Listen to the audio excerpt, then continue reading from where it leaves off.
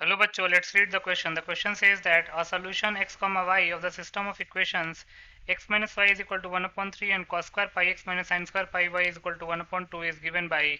The options are 2 upon 3 comma 1 upon 3, 7 upon 6 comma 1 upon 6, 13 upon 6 comma 11 upon 6, 1 upon 6 comma 5 upon 6. इस question में दो equations दे रखी हैं, x minus y is equal to 1/3 और cos square pi x minus sin square pi y is equal to 1/2। और इन दोनों equations की solution question में गिवन है, तो हमको करेक्ट ऑप्शन चूज करना है। बहुत ही सिंपल सा क्वेश्चन है।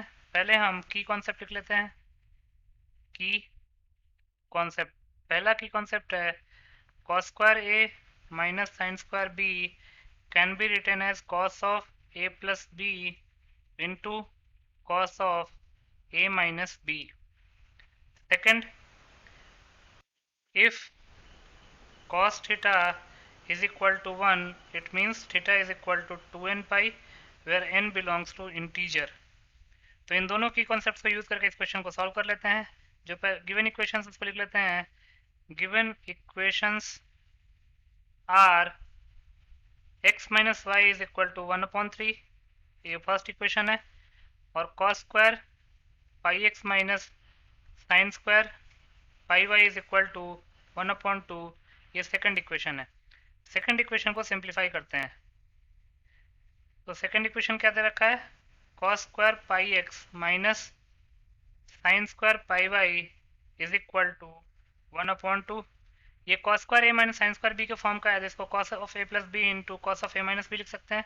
तो जो cos of pi x plus pi y into cos of pi x minus pi y is equal to 1/2।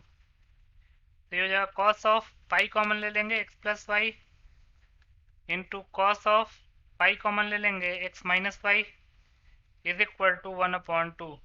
Question में x माइनस वाई 1/3 के इक्वल दे रखा है, तो इसको लिख सकते हैं cos of pi x plus y into cos of pi x minus y 1/3 के इक्वल दे रखा है, तो इसको हम पाई अपॉन 3 लिख सकते हैं is equal to 1/2। cos pi upon 3 भी 1/2 के इक्वल होता है, और ये 1/2 है, तो ये दोनों कैंसिल आउट हो जाएंगे। तो यहाँ से cos of pi x minus x plus y 1 के इक्वल आएगा। तो यहाँ से pi of x plus y को क्या लिख सकते हैं, 2n पाई। तो यहाँ से x प्लस वाई क्या आ जाएगा, कैंसिल आउट हो जाएगा, x प्लस वाई 2n के इक्वल आ जाएगा। x प्लस वाई 2n के इक्वल आ गया, तो इसको हम थर्ड इक्वेशन का नाम दे देते हैं। Now we have x plus y is equal to 2n, ये थर्ड इक्वेशन है। और फर्स्ट इक्वेशन है x minus y is equal to 1/3, ये फर्स्ट इक्वेशन था। तो अब हम क्या करते हैं, दोनों को ऐड कर लेते हैं, first equation plus third equation. तो यहाँ से 2x plus y minus y cancel out हो जाएगा, ये हो जाएगा 2n प्लस 1/3। तो यहाँ से x क्या हो जाएगा, 2n/2 that is n plus 1/3/2 that is 1/6। तो यहाँ से x आ गया हमारे पास n प्लस 1/6। इस x की वैल्यू को किसी भी क्वेश्चन में पुट करेंगे हमको y मिल जाएगा। तो लिख सकते हैं put x is equal to n plus 1/6 in equation 1। तो n plus 1/6 minus y is equal to 1/3। तो यहाँ से y क्या आ जाएगा, n प्लस 1/6 माइनस 1/3। 6 का एलसीएम ले लेंगे, n को अलग रहने देते हैं, तो ये हो जाएगा 1 माइनस 2, तो हो जाएगा n माइनस 1/6। फर्दर सिंप्लीफाई करते हैं, तो यहाँ से y आ गया हमारे पास n माइनस 1/6। तो वी हैव x आया है n प्लस 1/6 और y आया है n माइनस 1/6। अब ऑप्शन चेक कर लेते हैं। ऑप्शन में क्या क्या ऑप्शन दे रखा है, 2/3, 1/3, 7/6, 1/6, 13/6, 11/6, 1/6, 5/6। तो n की कोई कोई वैल्यू पुट कर लेते हैं। पहले हम n की वैल्यू 1 लेते हैं।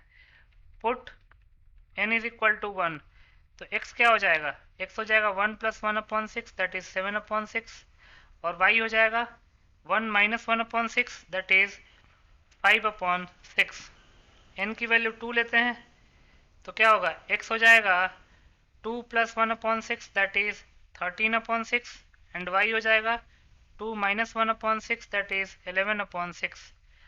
अब अगर आप ध्यान से देखेंगे तो 7/6 5/6 किसी में नहीं है, लेकिन 13/6 11/6 है, तो इसका मतलब कि सी ऑप्शन जो है हमारा करेक्ट ऑप्शन हो जाएगा। तो लिख सकते हैं hence C is the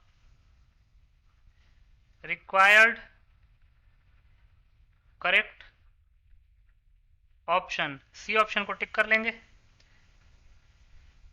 So C option is your final answer. I hope you understood it well. Best of luck.